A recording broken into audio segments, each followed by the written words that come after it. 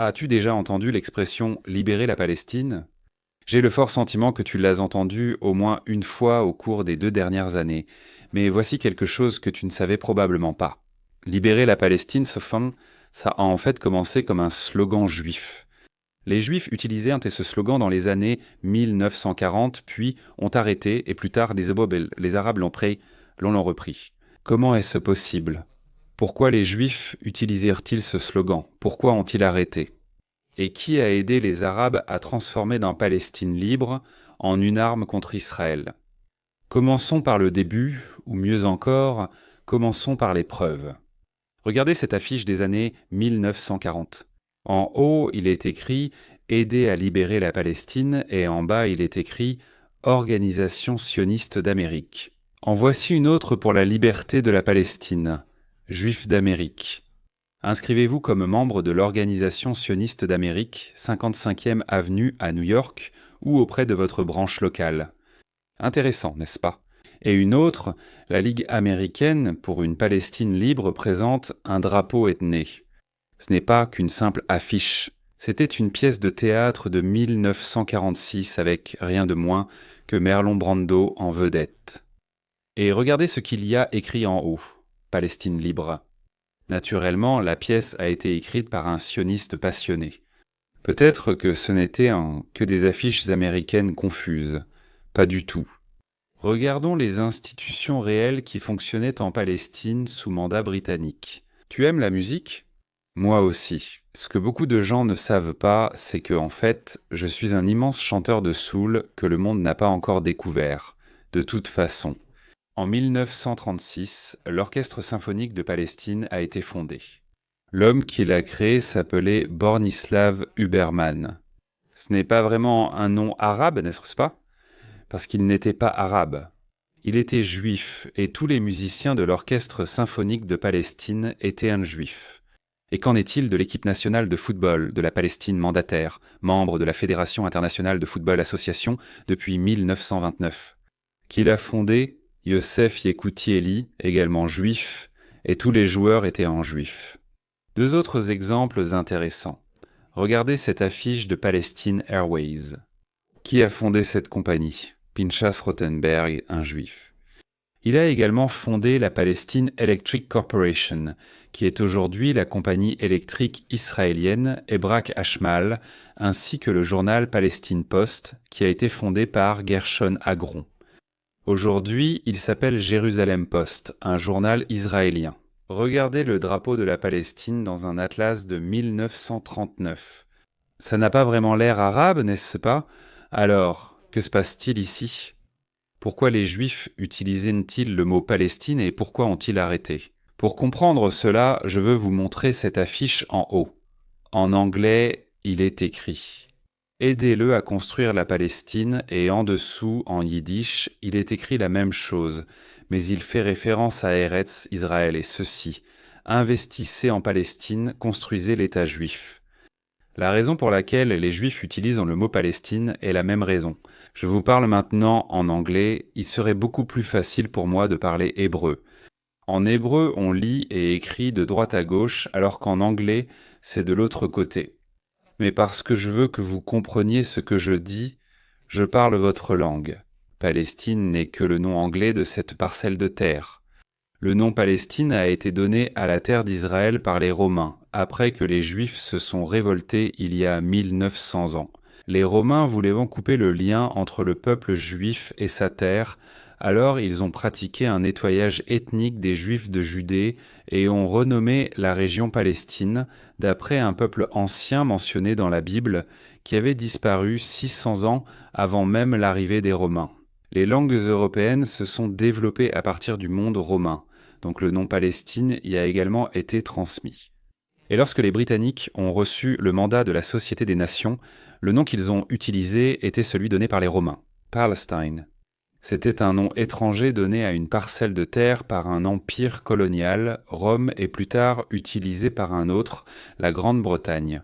Au moment où nous, les Juifs, avons libéré la Palestine de la domination coloniale, nous n'avions plus besoin de leur nom étranger, nous avions le nôtre. En fait, nous en avions 3, Hébreux, Juifs et Israël. Même beaucoup d'Israéliens ne le savent pas. Mais jusqu'à ce que Ben Gourion déclare l'indépendance, personne ne savait comment le nouveau pays s'appellerait officiellement. Mais l'essentiel pour notre histoire, c'est que nous avions déjà une identité claire, une identité qui nous liait à cette terre depuis des milliers d'années. Les Arabes qui vivaient ici n'avaient pas d'identité distincte et propre, ils étaient des Arabes. Le chef des Arabes en terre d'Israël des années 1920 aux années 1950 était Aminé al-Husseini. Il a passé la Seconde Guerre mondiale en Allemagne nazie avec 2 autres dirigeants de la communauté arabe. Voici quelques-unes de ses citations. « Dis-moi si tu trouves le mot palestinien quelque part, ô fils de l'Arabie, batte-toi pour tes droits sacrés. Massacrez les Juifs où que vous les trouviez. Leur sang versé plaît à Allah, à notre histoire et à notre religion. Les Juifs sont les ennemis de l'islam, les ennemis des Arabes et les ennemis de l'humanité. Je suis fier de voir la jeunesse musulmane sous la bannière du Führer, leur loyauté envers lui est une loyauté envers l'islam. » Le mot palestinien n'apparaît pas. Et si vous pensez qu'il ne s'agit que de quelques citations, je vous mets au défi. Si vous trouvez une seule citation d'un dirigeant arabe en terre d'Israël de 1940, 45 ou 48 dans laquelle il se désigne comme palestinien en parlant des Arabes, je supprimerai ma chaîne. Les Arabes se voyaient comme des musulmans. C'est ce qui comptait pour eux. Et d'ailleurs, c'était vrai il y a 80 ans et c'est encore vrai aujourd'hui. Et dans une minute, je vais le prouver. Le slogan Kshubi, libérer la Palestine, était un slogan juif anti-britannique qui a été abandonné. Nous n'en avions plus besoin. Le nom impérial colonial anglais, Palestine, n'a pas été utilisé avant les années 1960, lorsque le mouvement arabe l'a adopté comme identité nationale. Maintenant, chacun peut s'appeler comme il veut, c'est très bien. Moi aussi, les jours où je me sens déprimé, je m'identifie à un dauphin. Mais on ne peut pas inventer l'histoire. Avant les années par 1960, il n'y avait tout simplement pas de peuple palestinien. Et peut-être que la meilleure preuve, c'est qu'en arabe, il n'y a pas de son P. Les Palestiniens, littéralement, ne peuvent même pas prononcer le nom du pays qu'ils revendiquent. Ça sort comme Palestine ou Balestine. Mais comment le slogan « Libérer la Palestine » est-il devenu le slogan politique le plus célèbre de la planète ? Je veux vous montrer quelque chose que j'adore, quelque chose qui donne de la perspective. Ça s'appelle la carte du monde. On compte environ 200 conflits mondiaux impliquant pays, nations et groupes ethniques.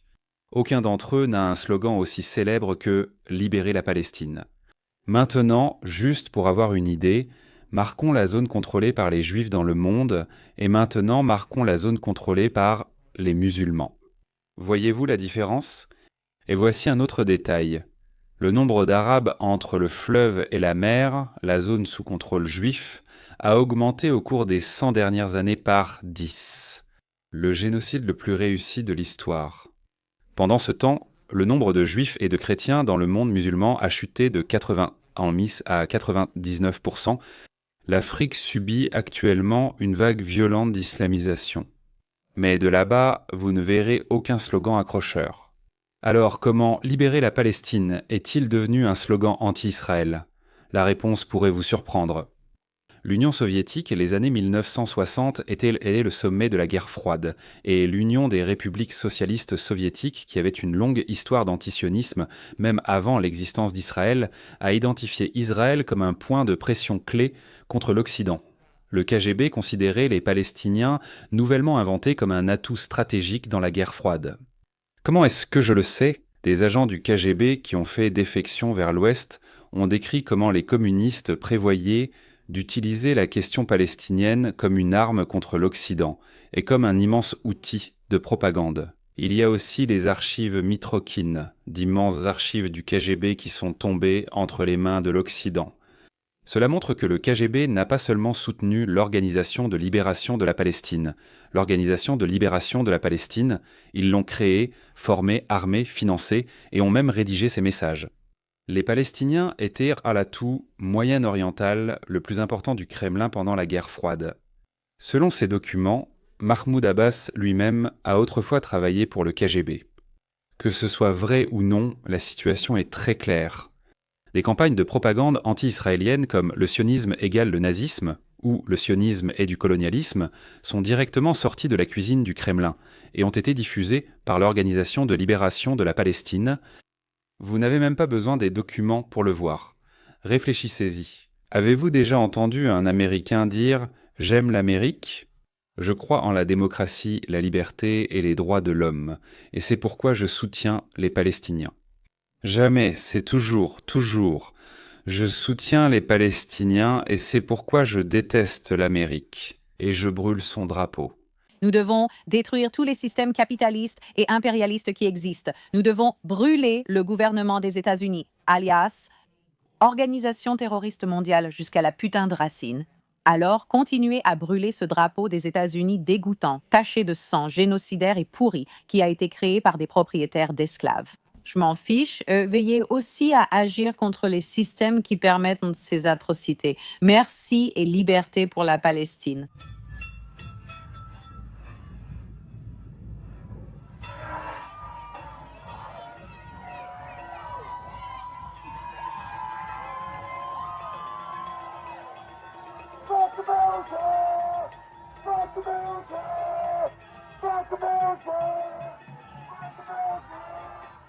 Tous les étudiants américains et les militants pro-palestiniens qui pensent faire partie d'un mouvement de libération font en réalité partie d'un mouvement de haine anti-occidentale, dirigé par les frères musulmans et un héritage soviétique. Libérer la Palestine n'est pas un slogan destiné à libérer un peuple opprimé. C'est un slogan destiné à déstabiliser l'Occident et à unir le monde musulman autour de la haine d'Israël, au lieu de s'occuper de ses propres problèmes internes. Si vous arrêtez cette vidéo maintenant et que vous ouvrez Al Jazeera, le bras de propagande du Qatar, qui fait partie des frères musulmans, le titre principal sera contre Israël. Ils ont besoin que le monde soit obsédé par Israël et non par les vrais problèmes à l'intérieur du monde musulman. Sinon, quelqu'un au Maroc ou en Iran pourrait soudainement dire « Et je n'ai pas de problème avec Israël », qui se trouve à des milliers de kilomètres. Mon problème, c'est que je vis dans une société violente qui opprime mes droits. Au fait, ma prochaine vidéo portera sur la violence dans la société musulmane, dans les pays musulmans et en Europe. Ça va être une vidéo percutante, alors abonnez-vous s'il vous plaît.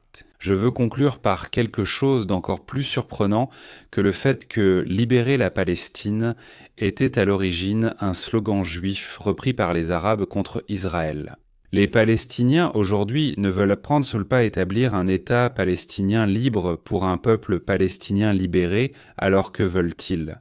Le mouvement arabe dominant est le Hamas, même en Cisjordanie, ou en utilisant le nom historique de Judée et Samarie, le Hamas est le mouvement principal. La seule raison pour laquelle Mahmoud Abbas gouverne là-bas, c'est que tous les pays arabes ne sont pas démocratiques. Et que veut le Hamas ? Ils ont une charte. L'expression « État palestinien » pour le peuple palestinien n'apparaît pas du tout dans ce texte. Ce qui apparaît, c'est le mot « islam » 130 fois parce que le Hamas fait partie des frères musulmans.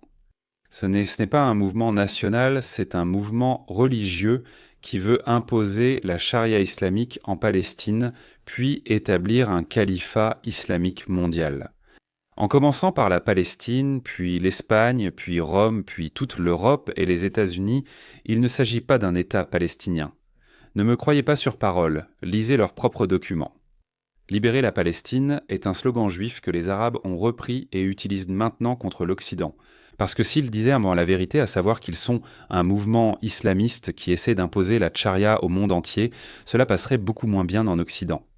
Bien que, en voyant de jeunes Américains admirer Ben Laden, qui sait désormais, c'est tout pour aujourd'hui. Le lien pour faire un don se trouve juste en dessous. Veuillez partager cette vidéo, vous abonner et écrire un commentaire pour augmenter la visibilité. On se retrouve dans la prochaine vidéo. Yalla baya.